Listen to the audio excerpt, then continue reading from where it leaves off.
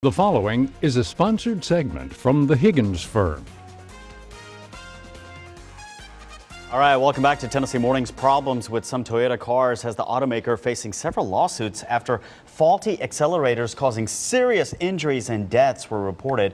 Here with more on these cases is our legal eagle attorney Jim Higgins here from the Higgins Firm. Good to see you, Jim. Good to see you. Honestly, it's been a while. I mean, we haven't talked about this in a long time. This was huge news. Yeah. You know, with these accelerators getting stuck and all of that.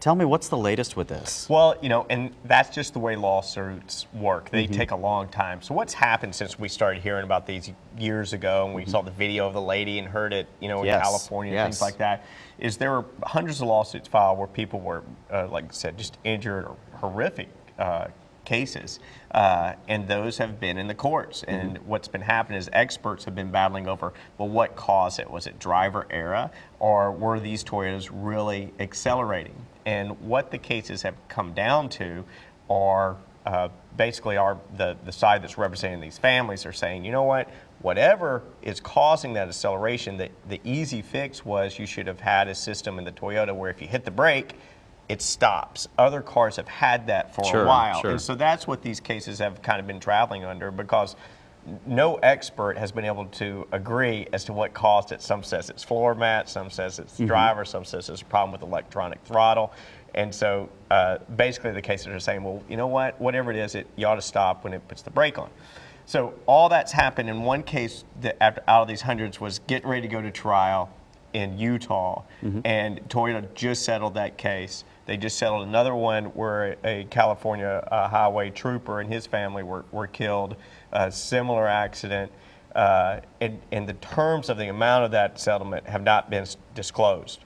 What Toyota says is there's hundreds of others. They're not going to resolve every case. They're kind of taking it on a case-by-case basis. And some of these, as they're stacking up now and ready, are going to start going to trial and let a jury decide, you know, is this a Toyota problem or was this a driver problem? What, did you get a lot of interest here from the Tennessee, Middle Tennessee area? You know, we had a couple of cases that we're working with some of these firms around the country that were some pretty tragic cases. The thing is these cars are still out there. There is not this brake cutoff system that we think they should have until cars that I think came out after 2010. So occasionally we're still seeing these. What happens a lot of times is people will be in one-car accidents and they think, oh, it was their fault or there wasn't a problem. And it could be the result of a car defect. And so that's really what we see. When we get a call from somebody who says there was an accident, and it's a tragic accident, you have to take that one step, look forward to say, okay, was this because of just something that shouldn't happen? Or was there something wrong with that car? Wow. Well, if you ever have any legal questions, whether it's about this case or that involves you or anything else, you can always call the Higgins Firm. That phone number right there, 353-0930. You can also contact Jim personally through email, jsh@higginsfirm.com. Jim, good to see you. Thank you, Nick. Thank you.